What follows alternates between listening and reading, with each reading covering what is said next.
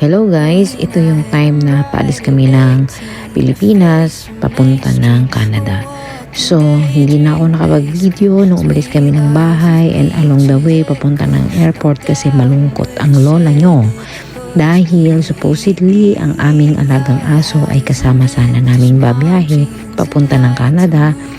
Pero unfortunately, yung aming airline na book going Hong Kong ay hindi nag-a-allow ng aso sa loob ng cabin.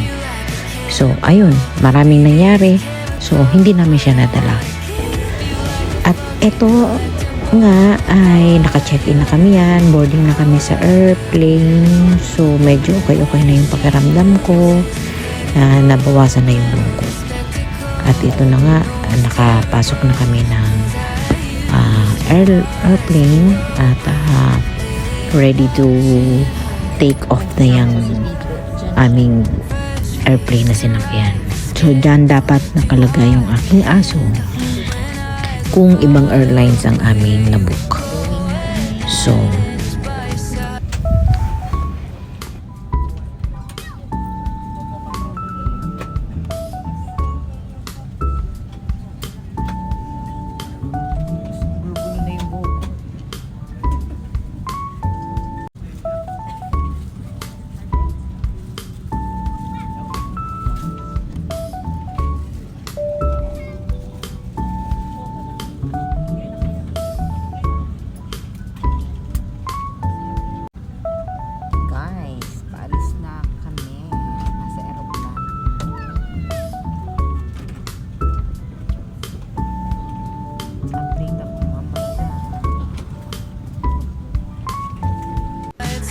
So, ayan na nga, pa-take off na yung aming eroplano na sinasakyan going Hong Kong.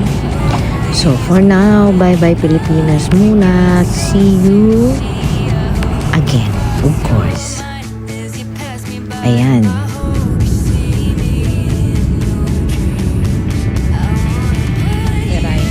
Hong Kong Airport.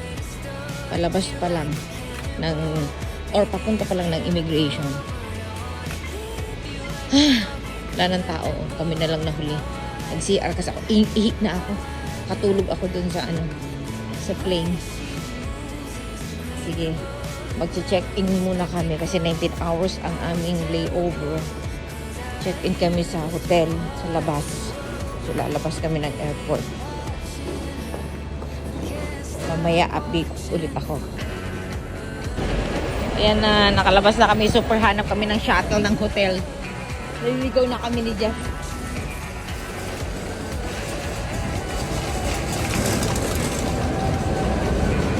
Parang feeling ko ngayon ng mga shuttle.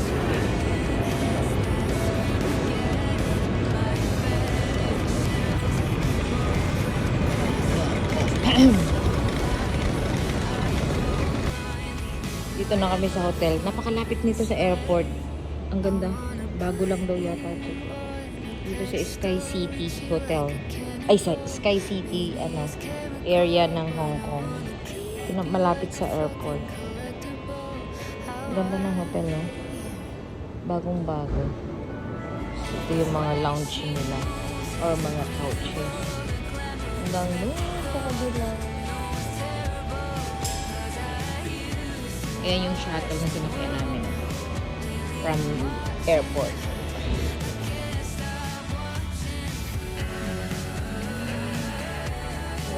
Pinaka main entrance. Marami na nag-check out.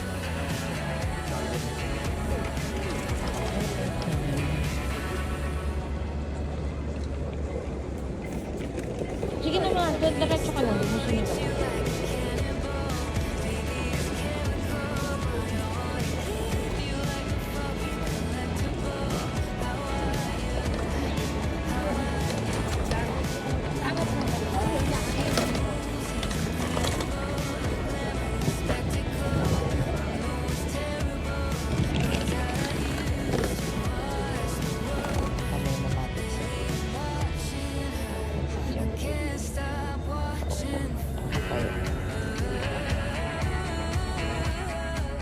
Vancouver na kami. Ayan na, Vancouver Airport. Palabas na kami doon sa aming connecting flight going Winnipeg. Level 3 daw. Pakahaba ng biyahe. Pero medyo maikli naman sa 14 hours. Ilang hours lang tayo, Mal? Ano ito? Hindi. From Hong Kong to ano? 12 hours. Ayan. Dito na talaga kami sa Winnipeg, oh. Snowy na, oh. Winter Wonderland na. Oh. Palabas pa lang kami ng... Kalalabas lang namin ng airplane, oh. Tingnan nyo. Kung gaano yan ba. Daming snow. Sa Vancouver, walang snow.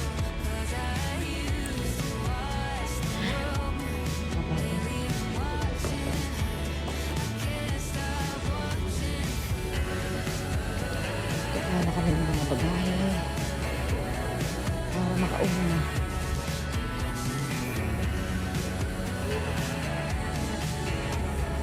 Ito ang airport ng Winnipeg. Welcome. Welcome to Canada, eh? Ayan na, puro snow na ang nakikita natin.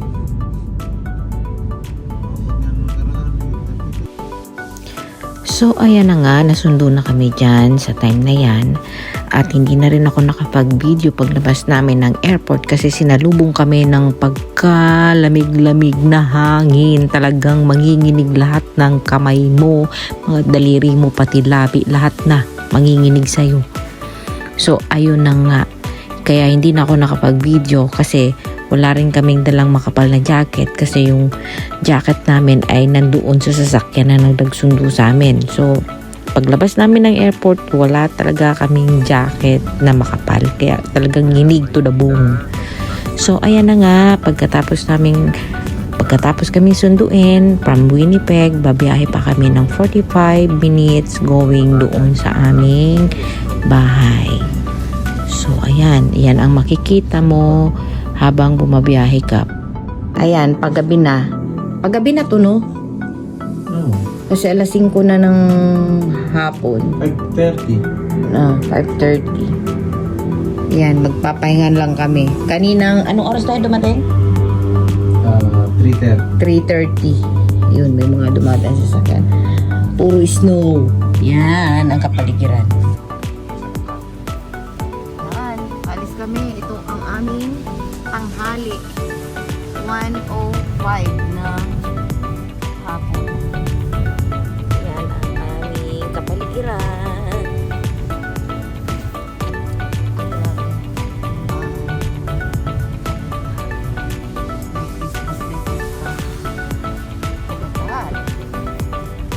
Mainit siya pero snowy.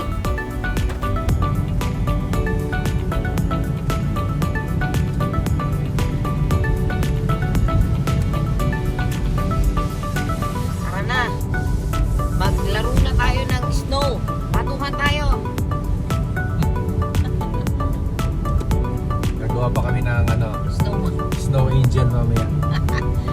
Tampisaw ka dyan sa ganyang snow. Kapal na snow. Makapal talaga.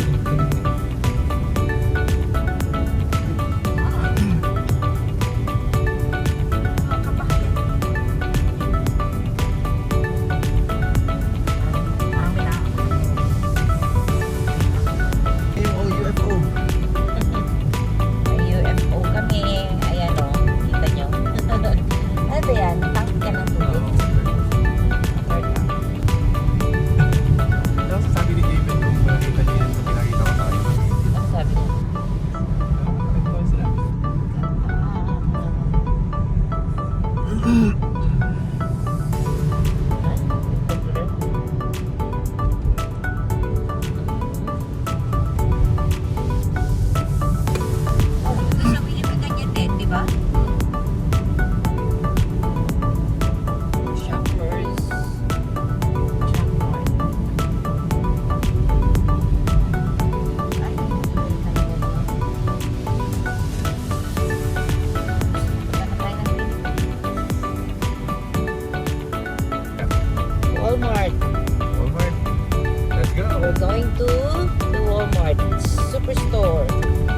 Superstore. Iba rin pala yun, no? Iba rin pala yung Superstore. Pag window shopping lang kami dito. Hindi bibili tayo eh kasi kailangan mo ng something. Kailangan ako ng box para sa mga damit. Dito ba yun? Lamig. Grabe. Nakakaantok ang lamig. Ayan o. Ayan, ang dami. Ay, ano ba yun? Tapos yung mga yan. Ayan, creamer. Ito, chocolate.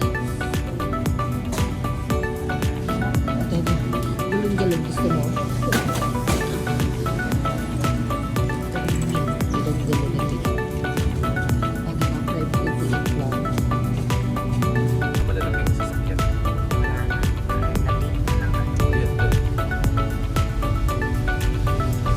Mga kabundok.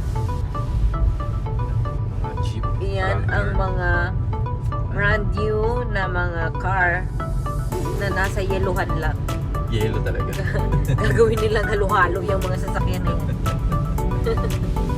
We're out again, going to Sobeys. Sobeys. Mga salami mo, oh, tuwing magwa-wine ka, oh. Mga ham, oh, tingnan mo. Ang dami Steak muna tayo. steak. Yan daw ang aming dinner.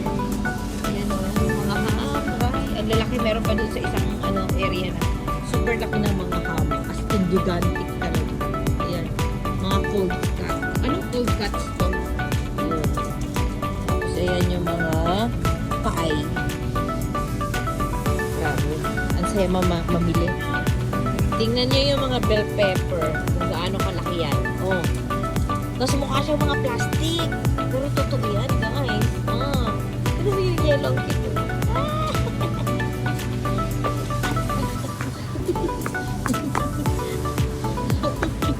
Mahulog, tumakbo.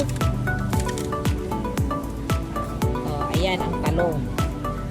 Talong. Tingnan mo, lalaki ng mga talong. May mariguso din dito. Yung ampalaya. 39. Yung talong, 2.99. May upo dun, oh. Upo. Squash upo. Ay, may talong din na mahaba. Oh. May talong din na mahaba. Pero sobrang mahaba naman. Diba? Oh, yan ang finger. At pa yan baby. Pero okra. Oh, ayan naman ay pizza in the box. Oh, ayan, iniinit lang yan sa microwave. Ang dami, grabe. Pili ka kung anong gusto mo. Sobra naman yan. Oh. Ayan.